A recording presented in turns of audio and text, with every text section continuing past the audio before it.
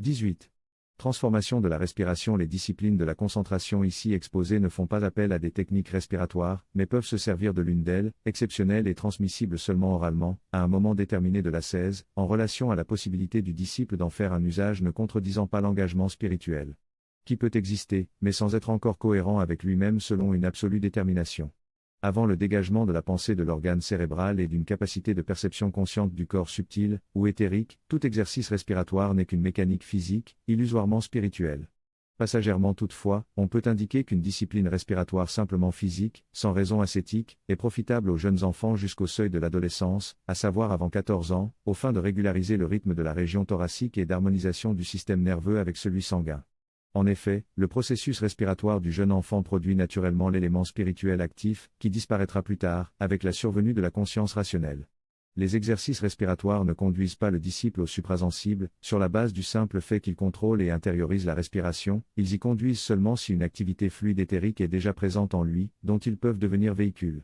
Le disciple doit avant tout posséder la concentration, de sorte qu'il réalise le dégagement de la pensée de la respiration, à laquelle elle est normalement conjointe, et de parvenir à cette expérience-là, décisive, qui est la perception objective de la pensée, base du réel développement intérieur.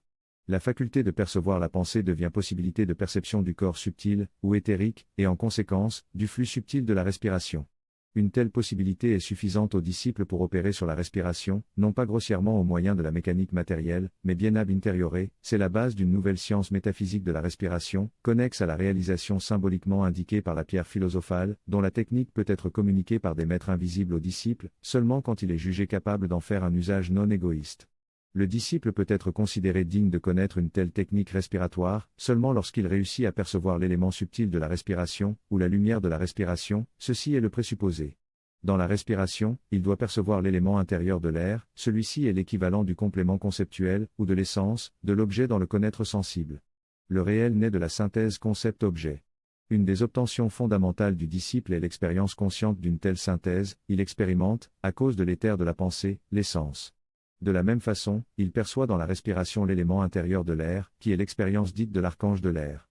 Lui-même, sur la base d'une telle perception subtile de l'air, peut deviner le rythme qu'il doit imprimer à la respiration et pendant combien de minutes. Normalement il s'agit de quelques minutes et pratiquement d'un certain ralentissement de la respiration. On doit répéter que la technique, en tant que processus physique, n'est pas le présupposé, sa modalité intérieure particulière est exceptionnellement communiquée comme secret de la pierre philosophale au disciple qui parvient à la perception éthérique de la respiration, correspondant à un degré de moralité supra-individuelle. Contrairement à tout ce qui est promis par les traités de yoga, le disciple se rend compte qu'il ne peut pas parvenir à l'esprit en partant de la respiration, mais qu'il peut parvenir à la respiration, seulement s'il est capable de partir de l'esprit. La transformation intérieure est avant tout un processus moral, le corps subtil peut s'éveiller parce qu'il se libère des liens de sensibilité et cérébraux, qui le soumettent normalement à la corporéité physique. Pour l'occultiste, connaissance et moralité coïncident, parce que la connaissance, plus qu'un savoir, est action directe sur le réel.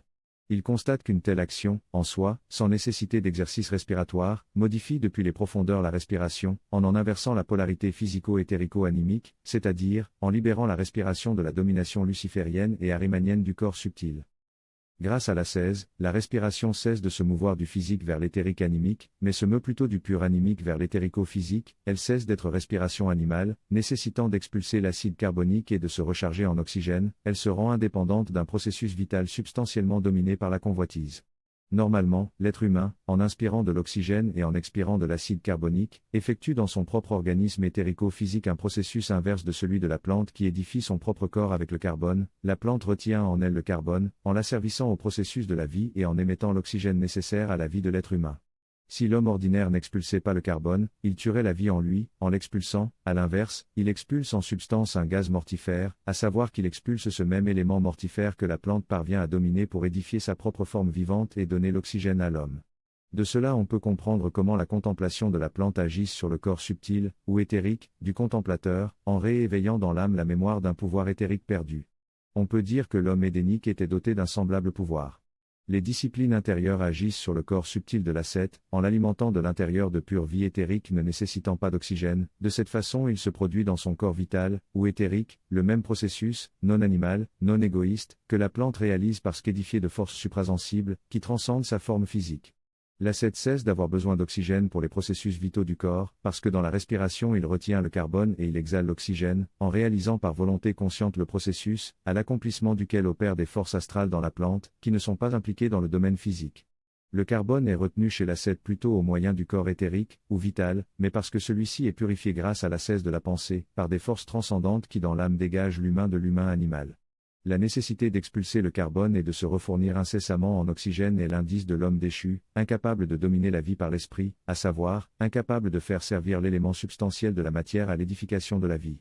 C'est pourquoi la matière est pour l'homme le symbole de la mort, le néant continuellement réifié. En absorbant l'oxygène par la respiration, l'homme accomplit une opération qui est le signe de sa faiblesse, c'est-à-dire de son assujettissement à la convoitise et à la nécessité de la mort. Émettre de l'acide carbonique et inspirer de l'oxygène, c'est le processus physiologique propre à l'organisme animal. Pour l'être humain, c'est le processus de la convoitise de vie fondée sur la vision matérielle du monde, qui est l'opposé de la vérité. La matière ne meut pas la vie, mais elle est mue par la vie, de l'état minéral à l'état de chaleur. Le rapport de la plante avec le carbone exprime la domination de la vie sur la matière, c'est pourquoi la plante peut émettre de l'oxygène. Chez l'être humain, le rapport est altéré par la convoitise de vie, c'est pourquoi la matière accable la vie, et l'homme, pour subsister dans de telles conditions, doit continuellement absorber de l'oxygène et expirer du gaz carbonique. Le disciple qui suit l'ascèse correcte, restaure le rapport originaire de la vie, à savoir des courants éthériques avec la corporéité physique, en réalisant en celle-ci un processus inverse à celui de la nature animale, il retient le carbone et expire l'oxygène. Si l'on tient compte que le carbone à l'état pur est diamant, on peut comprendre l'expression gnostique corps adamantin, ou corps de gloire, indiquant le corps subtil restitué à l'état originaire. On peut aussi comprendre la clé du Vajrayana, le terme Vajra signifiant pareillement diamant et splendeur. Cela ne veut pas dire que le Vajrayana soit une voie actuelle. Seul peut aujourd'hui reparcourir la voie du diamant splendeur, l'expérimentateur qui connaisse l'ascèse des temps nouveaux, le secret de la pensée vivante, c'est pourquoi il maîtrise les forces astrales éthériques engagées normalement dans la formation du concept. Ces forces-ci sont inconnues de l'homme moderne, malgré l'usage normal qu'il en fait. Le concept naquit en Grèce comme première détermination de la pensée, ayant toutefois encore en face de soi, comme un opposé, le monde à connaître, tandis que dans la pensée moderne naît, pour la première fois, la possibilité que, par voie volontaire consciente, le concept se réalise comme contenu du monde, certes pour autant qu'il connaisse son propre moment prédialectique, la présence du je. La conversion de la pensée devient conversion de la respiration. La concentration sur la respiration est en substance un exercice de la perception pure. Les disciplines de la concentration conduisent à la perception du corps subtil, quand elles s'accompagnent des exercices de la perception pure. Ceux-ci présupposent la capacité d'arrêter le flux de la pensée et d'effectuer le silence mental, ils présupposent à savoir le contrôle de la pensée et du sentiment.